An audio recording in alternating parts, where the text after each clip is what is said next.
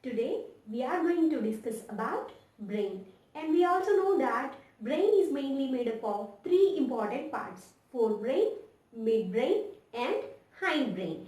If we talk about forebrain, as the name suggests that the forebrain is the front part of the brain and it is very difficult part, largest part of the brain. Okay, this largest part of the brain mainly contains three important subparts. Then what are that? See here children. Forebrain. The first important part of the forebrain is olfactory lobes. What are that? Olfactory lobes. And the second important part of the forebrain is cerebrum. Cerebrum. And third important part, diencephalon. Diencephalon. See here. Olfactory lobes, first part, second part cerebrum and third part diencephalon. Cerebrum, itself indicates that related to cerebrum, and encephalon. These are related to the parts which are related to the brain. Okay, whenever you heard encephalon or cerebrum, such kind of words entirely related to the brain. Okay, let's come to our topic, that is the first one, olfactory lobes. These olfactory lobes we can see only from the ventral part of the brain, and these olfactory lobes specially related to the sense of smell. Specially related to the sense of smell. Then come to the important part of the forebrain, that is cerebrum. Cerebrum is very important part of the brain. If we talk about the cerebrum it just contains two important parts. The cerebrum is divided into two halves and each half is called as cerebral. See here, each part is called as cerebral hemisphere. Cerebral hemisphere, left cerebral hemisphere and right cerebral hemisphere, and these hemispheres, they just separated each other by cerebral fissure. A type of tissue called as cerebral fissure is separating the cerebral hemisphere, and at the same time, though they are separated each other, they have a connection. And that connection is called as corpus callosum. Corpus callosum.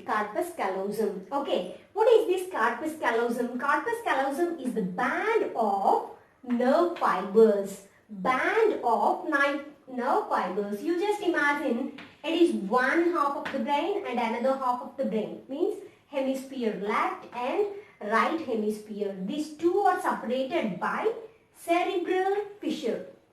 And these two are connected by a band of nerves, and those are called as corpus callosum. Okay, here you need to understand the cerebrum is divided into two parts, right and left cerebral hemispheres, and these two are separated by a type of tissue called as cerebral fissure, and they also connected with each other by the help of corpus callosum. Okay, if you observe the hemispheres clearly, there we can see more number of elevations, many folds on the surface of the brain. And those folds, if you observe clearly, we may find many elevations and depressions. Then that elevations, these kind of structures, elevations are called as gyri, and depressions, depressed folds are called as sulci. Gyri means elevated folds and sulci means depressed folds. Depressed folds are called as sulci and the elevated folds are called gyri. Okay, you just depending on the position of the sulci, the cerebrum means the cerebral hemisphere. Each of the cerebral hemisphere is divided into 4 lobes. 4 lobes. Then what are that 4 lobes? See here. Each of the cerebral hemisphere is divided into 4 important lobes, and that 4 lobes have their special names. In that, the first one is frontal lobe, second one parietal lobe or parietal lobe. Okay, frontal, parietal and temporal, occipital. Okay, frontal lobe, parietal lobe, temporal lobe, occipital lobe. Then what are the functions of these lobes? See here children, frontal lobe. It just regulates the speech, facial, muscular and mental activities. Okay, facial, muscular activities and mental activities, at the same time speech under the control of a lobe which is present in the cerebrum is called as frontal lobe. Frontal lobe, what it is regulating? It is regulating speech, facial expressions means facial, muscular activities along with some mental activities. If we talk about the second lobe, that is parietal lobe. This parietal lobe also regulates the touch, sense of touch, sense of smell and sense of taste, along with that temperature. These are all under the control of parietal lobe. Touch, smell, temperature and taste. These are under the control of parietal lobe. Then move to the next one, temporal lobe. Temporal, the name itself indicating something related to our auditory system, means related to the ears. Auditory receptions, okay. The sense of hearing is related to temporal, under the control of temporal lobe. Then come to the next one, occipital lobe. Ophthalmologist, occipital lobe means it is related to our vision, our sight. Okay, see here children, occipital lobe specially related to our visual perception, means related to our eyesight, how we are seeing, what we are seeing. Okay, these are all under the control of these 4 lobes. If you want to remember these 4 lobes easily, you just remember a word F, P, T, O. FPTO means, I'm just telling that, from Patna to Odisha. From Patna to Odisha. Here F means frontal lobe, P means parietal lobe, T means temporal, O means occipital. Okay, just hear the names and repeat along with me. Those are frontal lobe, parietal lobe, temporal lobe, occipital lobe. Okay, frontal lobe specially related to the speech, facial, muscular activities, mental activities, and parietal lobe specially related to touch, smell, taste and temperature. Temporal specially related to our auditory system, auditory responses, and occipital lobe specially related to visual perception, related to our eyesight. Okay, these are the 4 important parts of the cerebrum. Okay, here we discussed about forebrain. Forebrain mainly contains 3 important parts. What are the first one?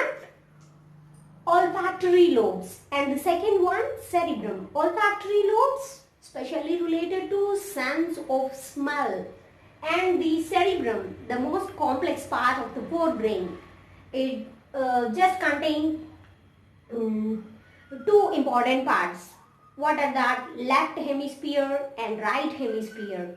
Okay, and these 2 are separated by cerebral fissure, and these 2 are connected by corpus callosum. It may contain many elevations and depressions. Elevations we are calling as gyri and depressions we are calling as sulci. Depending on the position of the sulci, each and every hemisphere, the 2 hemispheres further divided into 4 lobes. What are the 4 lobes? PTO means FPTO means frontal, parietal, temporal and occipital lobes. Okay, then move to the third important part of the forebrain, that is diencephalon. The diencephalon also important part of the forebrain, and it is a rhomboidal shaped part of the brain. Rhomboidal shaped part of the brain. And if you want to see this, we can see from inferior surface of the brain. We are able to see the diencephalon from inferior surface of the brain, and at the same time it can able to present. It just lies between cerebrum and midbrain. It just lies between cerebrum and midbrain. If we talk about the diencephalon, it just contains two important parts. One is thalamus and the second one is hypothalamus. Thalamus and hypothalamus. If you talk about thalamus, thalamus just present above the brain stem, which we are going to discuss in the next session. Okay. The thalamus is present just above the brain stem, and the hypothalamus is present under the master gland. Here master gland is also called as pituitary gland. Okay, it just present, hypothalamus is present under the pituitary gland, and the thalamus is present above the brain stem. Above the brain stem. If we talk about hypothalamus, hypothalamus is the part which can able to control the pituitary gland, and we also know that pituitary gland is the master gland of all glands.